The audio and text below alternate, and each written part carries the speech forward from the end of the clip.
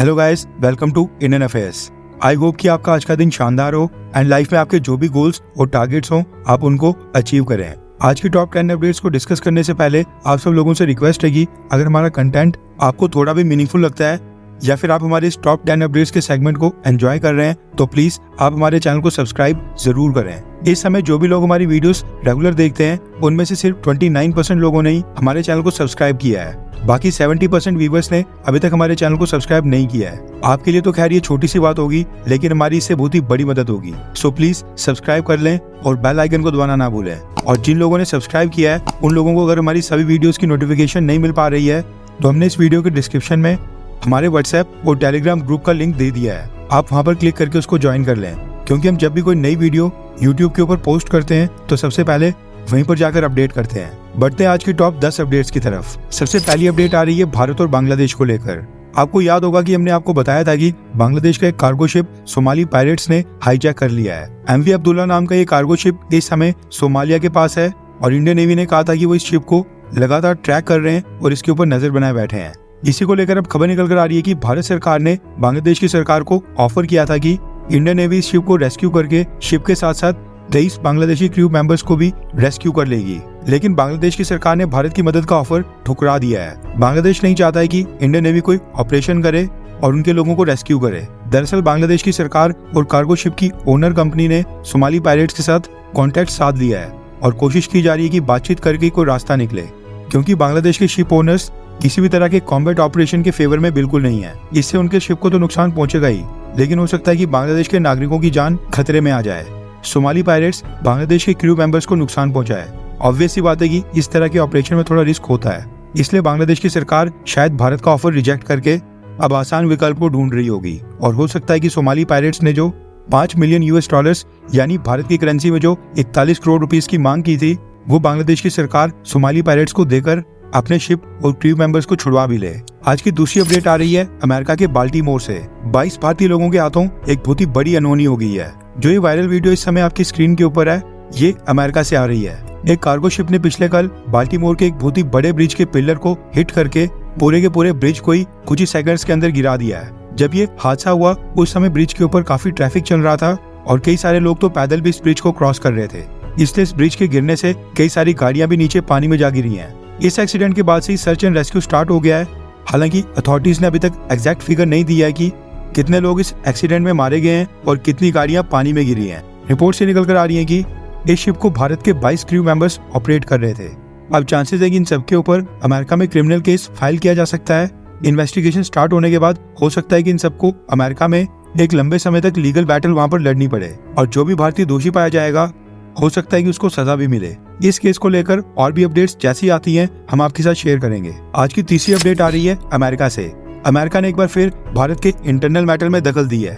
हमारे अंदरूनी मामले में दखल देते हुए अमेरिका ने केजरीवाल के अरेस्ट के ऊपर कमेंट किया है। अमेरिका के स्पोक्स पर्सन ने कहा है कि हम भारत को प्रोत्साहित करते हैं कि केजरीवाल का लीगल प्रोसेस समय से पूरा हो, ट्रांसपेरेंट और फेयर हो, यानी निष्पक्ष तरीके से केजरीवाल के केस की कार्रवाई हो।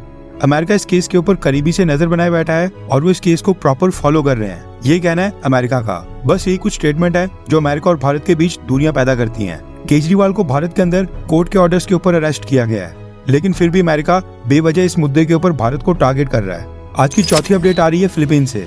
रिसेंटली साउथ चाइना सी में फिलीपींस और चाइना के बीच एक नेवल डिस्प्यूट पैदा हो गया था। डिस्प्यूटेड वाटर्स में चाइना के कोस्ट गार्ड शिप्स ने फिलीपींस के नेवल शिप्स के ऊपर वाटर कैनन से अटैक किया था। इसको लेकर फिलीपींस ने चाइनीज एनवॉय को भी समन किया था।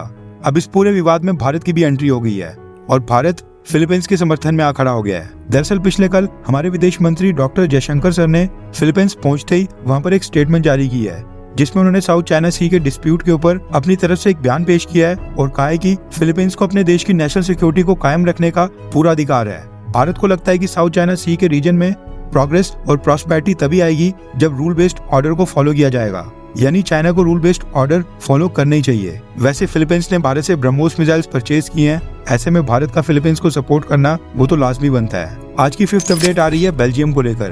पिछले कल प्रधानमंत्री मोदी को बेल्जियम के प्राइम मिनिस्टर अलेक्जेंडर दी क्रू ने कॉल करके उनके साथ फोन कॉल के ऊपर बातचीत की। दोनों लीडर्स ने यूक्रेन युद्ध और गाजा इजराइल युद्ध के ऊपर बातचीत की।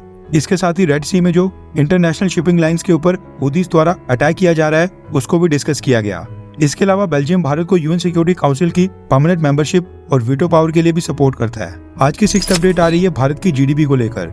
इंटरनेशनल एजेंसी मूडीज ने अपनी एक रिपोर्ट जारी की है जिसमें उन्होंने कहा कि साल 2024 के कैलेंडर ईयर में भारत की जीडीपी ग्रोथ रेट G20 के सभी देशों में सबसे ज्यादा रहेगी, यानी G20 के सभी देशों में भारत सबसे तेजी से ग्रो करेगा। इसके साथ ही 2024 कैलेंडर ईयर के लिए मूडीज ने भारत के जीडीपी ग्रोथ रेट 6.1% से रिवाइज करके 6.8% भी कर दी है। आज की 7th अपडेट आ रही है भारत और श्रीलंका को लेकर। दरअसल भारत के श्रीलंका में एम्बेसडर संतोष झा की तरफ से एक स्टेटमेंट आई है जिसमें उन्होंने देश को बताया कि भारत की सरकार यूनिक डिजिटल आइडेंटिटी प्रोजेक्ट को लेकर श्रीलंका के साथ मिलकर काम कर रही है। श्रीलंका की सरकार चाहती है कि भारत में जिस तरह से आधार कार्ड है, सेम इसी तरह का एक यूनिक आइडेंटिटी कार्ड श्रीलंका के लोगों के लिए भी लॉन्च किया जाए, जिसको लेकर श्रीलंका की सरकार ने भारत से मदद मांगी थी एंड भारत अब श्रीलंका की मदद कर भी रहा है। वैसे देखा जाए तो भारत अपने पड़ोसी देशों की हर संभव मदद करता है।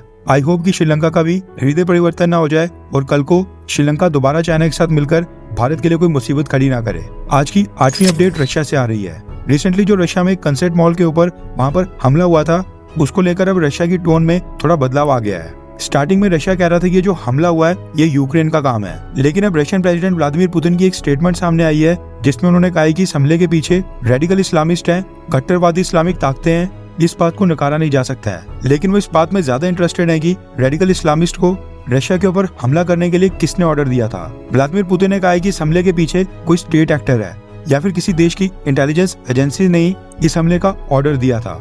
इसके साथ ही पुतिन ने यूक्रेन के ऊपर सवाल उठाते हुए ये भी कहा कि रशिया इस चीज की भी इन्वेस्टिगेशन कर रहा है कि ये सारे आतंकी कंसर्ट मॉल के ऊपर हमला करने के बाद यूक्रेन की सीमा की तरफ ही क्यों भाग रहे थे, वहां पर इनका कौन इंतजार कर रहा था। आज की 9th अपडेट आ रही है पाकिस्तान से। पिछले कल पाकिस्तान के खैबर पख्तूनवा प्रोविंस में वहां पर एक सुसाइड अटैक हुआ है जिसमें 5 चाइनीज इंजीनियर्स और उनका एक लोकल ड्राइवर, इन सब की जान गई है। हमला इतना भयानक था कि चाइनीज इंजीनियर्स और कार की बॉडी के पार्ट्स तक नहीं मिल पा रहे हैं। वहीं चाइना इस हमले को लेकर पाकिस्तान से काफी नाराज है, जिसके चलते चाइना को शांत करने के लिए पाकिस्तान के प्राइम मिनिस्टर शहबाज शरीफ खुद ही चाइना की एम्बेसी गए थे और वहां पर उन्होंने चाइनीज इंजीनियर्स को श्रद्धांजलि दी। कई लोग तो ये भी कह रहे हैं कि चाइनीज एम्बेसी ने शहबाज शरीफ को समन किया था। आज की 10वीं अपडेट आ रही है बीजेपी को लेकर। Bharatiya Janata party political campaigns और चुनावों के दौरान इनोवेटिव आइडियाज और इनोवेशन के लिए जानी जाती है और अब बीजेपी ने लोकसभा इलेक्शंस के लिए एक नया वीडियो जारी किया है जो सोशल मीडिया के ऊपर काफी पॉपुलर हो रहा है। कुछ ही घंटों के अंदर ये वीडियो मिलियंस में चले गया है एंड आई थिंक इसको आपको भी देखना चाहिए।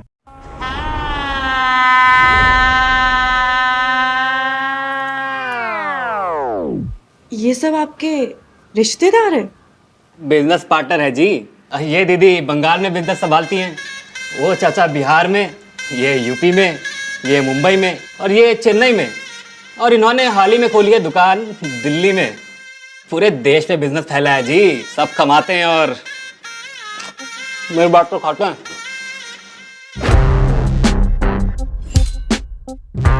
ये इंडियन चीज है, चाइनीज नहीं। दूल्हे तो आप ही हो ना? और कौन होगा जी।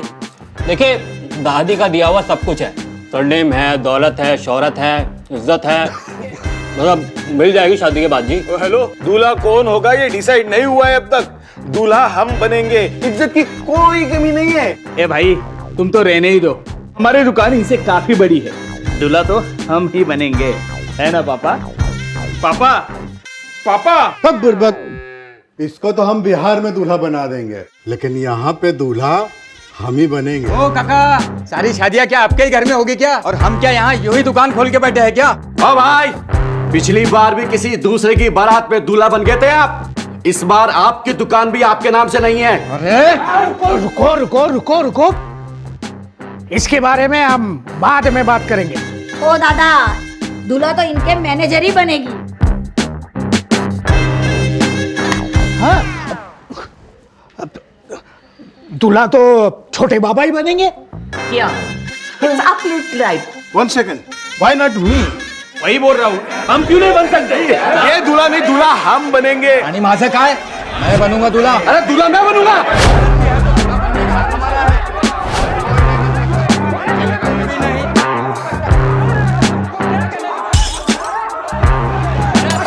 घर का टेंशन मत लो अंकल, शादी के बाद तो घर हमारा ही होगा ना। आपको लगता है ये अपने बीच दूल्हा चुन सकते हैं? तो प्रधानमंत्री कैसे चुनेंगे?